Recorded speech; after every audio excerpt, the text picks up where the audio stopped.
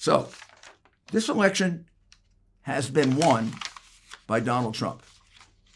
The Democrats are now in the process of completing what they started almost 5 years ago, which is the plan to stop him from being president of the United States by developing false charges of Russian collusion, continuing those as part of their struck insurance policy into a 4-year-long, 3 different investigations, $50 million process that went nowhere, that never had to happen. According to Brennan's letter to Obama, it was Hillary Clinton that developed that as a false charge in order to cover up her crimes with regard to her computer. So they went through all that.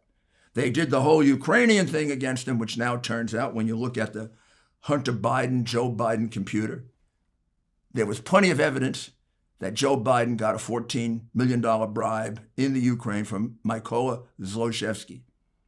In fact, that stuff's got to be pursued no matter what, win, lose, or draw.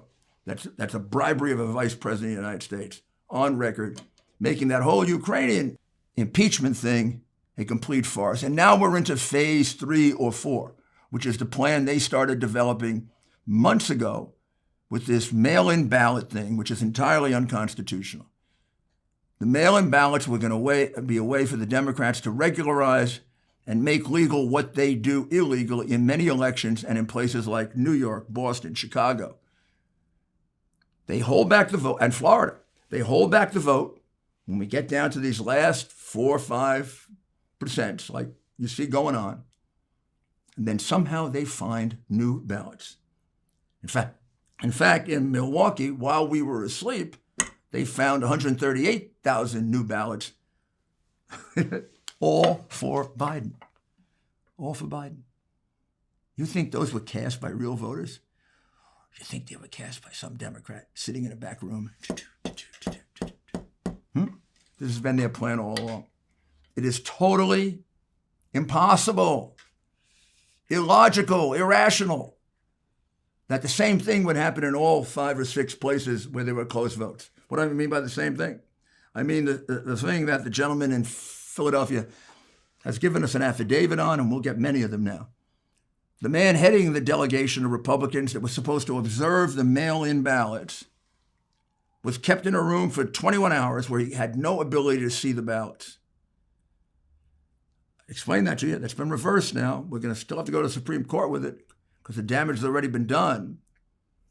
The end result of this, we've got similar conduct now, not allowing Republicans to observe the mail-in ballots. We've got it in Philadelphia. We've got it in Milwaukee. We've got it in Detroit. We've got it in Phoenix, Arizona, and we have it in both Las Vegas and Reno, as I told you. And those are all going to be pursued as part of separate and then long-term federal suits. Donald Trump won this election. The Democrats tried everything they could beforehand to stop him, including censorship. They couldn't. Now they've got one last chance, and that is what they're very good at, which is cheating on the vote count. But this time, this is a Republican Party and a president who fights for you because they want to take your vote away. They want the elites to determine our president. And we want the people of the United States to determine our president. And we will fight to make sure that your vote is counted and that your vote is not canceled out by an illegal vote. And we'll do whatever we have to do within the law to do that. That's because we have a president who cares about you. And they have a candidate who says, you don't deserve the right to know, and who announced, probably in a Freudian slip 2 days before, looking at the people, I'm going to win it without you. Yep, he's going to win it with the network heads, the big tech heads, and the money that he's gotten from all kinds of places, including communist China.